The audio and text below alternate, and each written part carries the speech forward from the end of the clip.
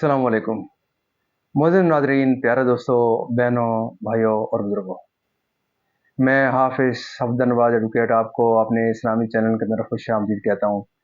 اور ہر روز کی طرح آج بھی ہم انشاءاللہ 14 پارہ سورۃ الحجر کی آیات نمبر 85 تا 99 تک کی تلاوت، ترجمہ اور تفسیر پڑھنے کا شرف حاصل کریں گے۔ تلاوت شروع کرنے سے پہلے ہم درود شریف پڑھتے ہیں، آپ بھی میرے ساتھ پڑھیں۔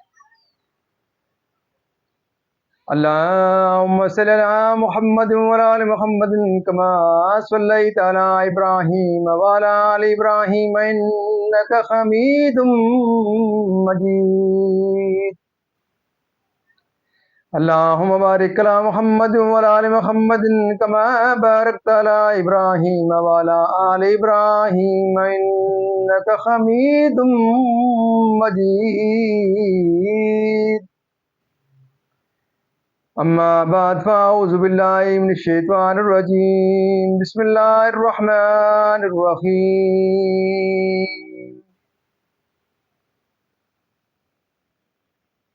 وما خلقنا السماوات والارض وما بینہما الا بالحق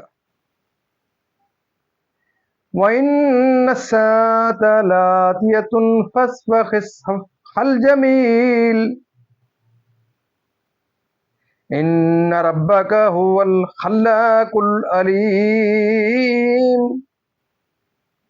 وَلَقَدْ آتَيْنَاكَ سَبْعًا مِنَ الْمَثَانِي وَالْقُرْآنَ الْعَظِيمَ لا تمدن عینیک الی ما متعنا به ازواجا منهم ولا تحزن علیہم واخفض جناحک للمؤمنین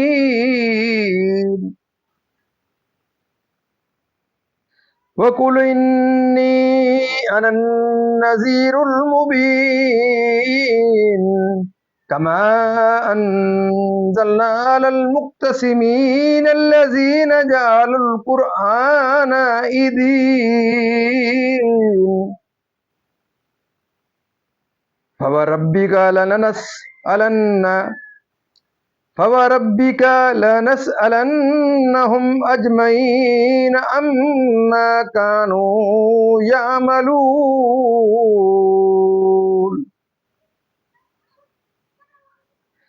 فاصدع بما تؤمر وأعرض عن المشركين إنا كفيناك المستهزئين الذين يجعلون مع الله إلها آخر فسوف يعلمون وَلَقَدْ نَعْلَمُ أَنَّكَ يَضِيقُ صَدْرُكَ بِمَا يَقُولُونَ فَسَبِّحْ بِحَمْدِ رَبِّكَ وَكُن مِّنَ السَّاجِدِينَ وَاعْبُدْ رَبَّكَ حَتَّى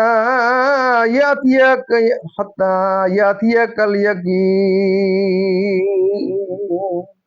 صدق اللہ العظیم۔ ترجمہ: اور ہم نے آسمان اور زمین اور جو کچھ ان کے درمیان ہے عبث نہ بنایا، اور بے شک قیامت آنے والی ہے، تو تم اچھی طرح درگزر کرو، بے شک تمہارا رب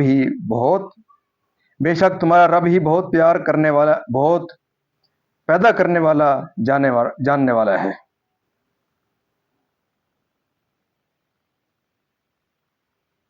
اور بے شک ہم نے تم کو 7 آیتیں دیں جو دہرائی جاتی ہیں، اور عظمت والا قرآن، اپنی آنکھ اٹھا کر اس چیز کو نہ دیکھو جو ہم نے ان کے کچھ جوڑوں کو برتنے کو دی، اور ان کا کچھ غم نہ کھاؤ، اور مسلمانوں کو اپنی رحمت کے پروں میں لے لو، اور فرماؤ کہ میں ہی ہوں صاف ڈر سنانے والا اس عذاب سے جیسا ہم نے بانٹنے والوں پر اتارا، جنہوں نے کلام الہی کو تکے بوٹی کر لیا۔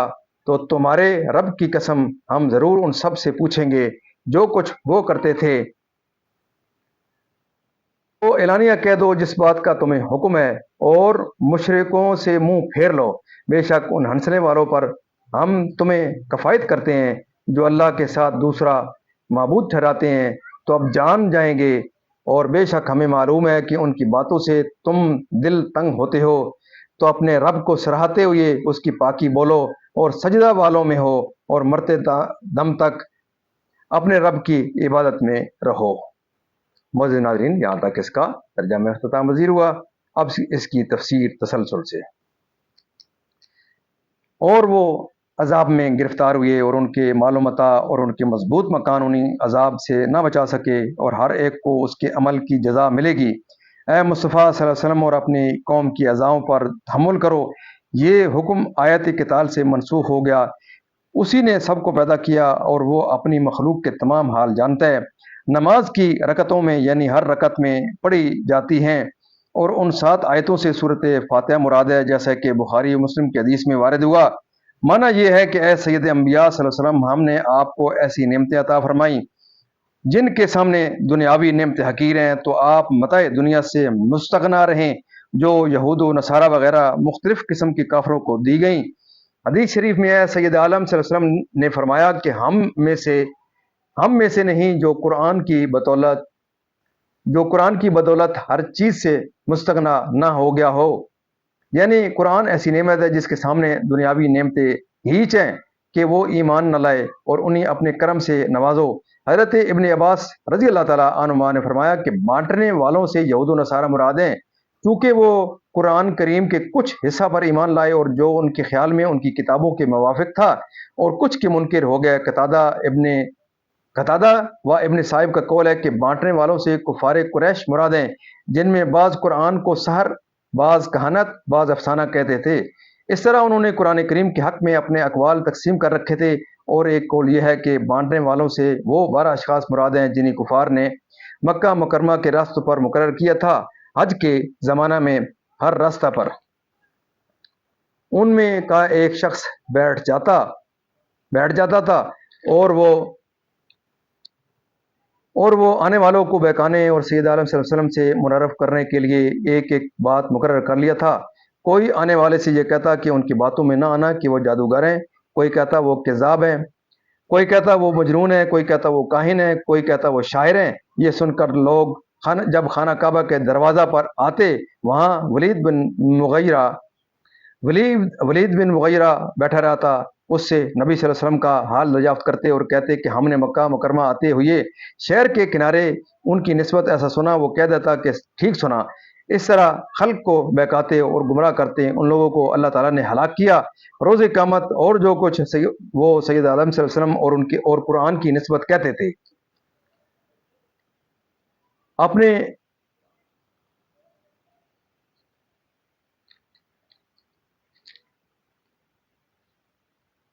اور میری ہی بات کرو، اور جو کچھ وہ سید عالم صلی اللہ علیہ وسلم اور قرآن کی نسبت کہتے تھے۔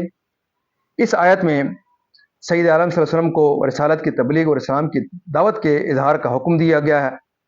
عبداللہ بن عبید کا قول ہے کہ اس آیت کے نزول کے وقت تک دعوت اسلام اعلان کے ساتھ نہ کی جاتی تھی، یعنی اپنا دین ظاہر کرنے پر مشرکوں کی ملامت کرنے کی پرواہ نہ کرو اور ان کی طرف ملتفت نہ ہو اور ان کے تمسخر و استہزاء کا غم نہ کرو۔ کفار قریش کے 5 سردار عاص بن واحل سیمی اور اسود بن مطلب اور اسود بن عبد یغوس اور حارث بن قیس اور ان سب کا افسر ولید بن مغیرہ مخزومی، یہ لوگ نبی کریم صلی اللہ علیہ وسلم کو بہت ایذا دیتے اور آپ کے ساتھ تمسخر و استہزاء کرتے تھے۔ اسود بن مطلب کے لیے سید عالم صلی اللہ علیہ وسلم نے دعا کی تھی کہ یا رب اس کو اندھا کر دے۔ ایک روز سید عالم صلی اللہ علیہ وسلم مسجد حرام میں تشریف فرما تھے۔ یہ 5 آئے اور انہوں نے حسب دستور طعن و تمسخر کے کلمات کہے اور طواف میں مشغول ہو گئے۔ اسی حال میں حضرت جبرائیل امین حضور کی خدمت میں پہنچے اور انہوں نے ولید بن مغیرہ کی پنڈلی کی طرف اور آس کے کف پاک کی طرف اور اسود بن مطلب کی آنکھوں کی طرف اور اسود بن عبد یغوس کے پیٹ کی طرف اور حارث بن قیس کے سر کی طرف اشارہ کیا اور کہا میں ان کا شر دفع کروں گا۔ چنانچہ تھوڑے عرصے میں یہ ہلاک ہو گئے۔ ولید بن مغیرہ تیر فروش کی دکان کے پاس سے گزرا، اس کے تہ بند میں ایک پیکان چبھا، مگر اس نے تکبر سے اس کو نکالنے کے لیے سر نیچا نہ کیا، اس سے اس کی پنڈلی میں زخم آیا اور اسی میں مر گیا۔ عاص بن واحل کے پاؤں میں کانٹا لگا اور نظر نہ آیا، اس سے پاؤں ورم کر گیا اور یہ شخص بھی مر گیا۔ اسود بن مطلب کی آنکھوں میں ایسا درد ہوا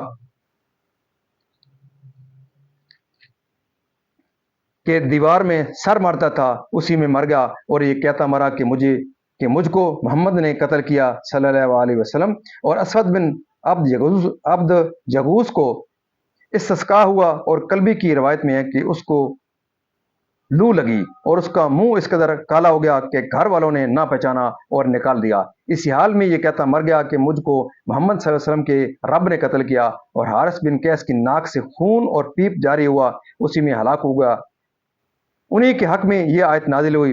اپنا انجام کار اور ان کے طعن و استہزاء اور شرک و کفر کی باتوں سے آپ کو ملال ہوتا ہے کہ خدا پرستوں کے لیے تسبیح و عبادت میں مشغول ہونا غم کا بہترین علاج ہے۔ حدیث شریف میں ہے کہ جب سید عالم صلی اللہ علیہ وسلم کو کوئی اہم واقعہ پیش آتا تو نماز میں مشغول ہو جاتے۔ معزز ناظرین، آج تک کا یہاں تلاوت، ترجمہ اور تفسیر اس کی اختتام پذیر ہوئی۔ ہم اللہ تعالیٰ کے دربار کے اندر اس کلام مقدس کے صدقے دعا کرتے ہیں کہ اللہ تعالیٰ ہمیں قرآن پاک پڑھنے، قرآن پاک کو سمجھ کر اس کے احکامات کے مطابق، حضور پاک صلی اللہ علیہ وسلم کی پاک سیرت کے مطابق اور صحابہ کرام کے نقش قدم کے اوپر اللہ تعالیٰ ہمیں چلنے کی توفیق عطا فرمائے۔ اللہ تعالیٰ تمام پریشانیاں دور فرمائے، تمام بیماریوں کو شفا کاملہ عطا فرمائے، اور اللہ تعالیٰ تمام مرحومین کو جنت الفردوس میں اعلیٰ و بالا مقام عطا فرمائے۔ میں اپنے تمام معزز ناظرین کے لیے اللہ تعالیٰ کے دربار کے اندر یہ استدعا کرتا ہوں کہ اللہ تعالیٰ مجھے اور آپ کو اس پروگرام کے ساتھ جڑے رہنے کی توفیق عطا فرمائے، کیونکہ ختم نبوت کے صدقے اس پیاری امت کے اوپر ایک بہت بڑا فریضہ عائد ہوتا ہے۔ جس طرح یہ ایک عظیم امت ہے، اس کے اوپر ایک عظیم فریضہ بھی عائد ہوتا ہے کہ ہم نے نیکی کے کام کی تلقین کرنی ہے اور برائی کے کاموں سے روکنا ہے۔ تو نیکی کے کام کی یہ تلقین ہے کہ اللہ تعالیٰ کے اس پاک مقدس میسج کو جو دنیا کے ہر کونے تک پہنچانے کے لیے ہم نے اپنا کردار ادا کرنا ہے۔ میں اللہ تعالیٰ کی توفیق کے تحت جس حد تک مجھے اللہ تعالیٰ نے توفیق دے رکھی ہے، میں اپنا کام کر رہا ہوں۔ آپ سے یہ استدعا ہے کہ آپ اس ویڈیو کو پورا دیکھیں، لائک شیئر کریں، سبسکرائب کریں، خود بھی دیکھیں، اپنے بچوں کو، اپنی فیملی کو، اپنے عزیز اقربا کو، اور جہاں تک آپ اس آواز کو پہنچا سکتے ہیں آپ ضرور اس کو پہنچائیں تاکہ زیادہ سے زیادہ دوست قرآن پاک کے اس پروگرام سے استفادہ حاصل کر سکیں۔ اللہ تعالیٰ آپ کی زندگی میں خیر و برکت عطا فرمائے، اور اللہ تعالیٰ آپ کو قرآن پاک کے ساتھ جڑے رہنے کو توفیق عطا فرمائے۔ اللہ تعالیٰ آپ کو قرآن پاک کے صدقے دن قیامت حضور پاک صلی اللہ علیہ وسلم کی اللہ تعالیٰ کے دربار کے اندر شفاعت نصیب فرمائے۔ آمین ثم آمین۔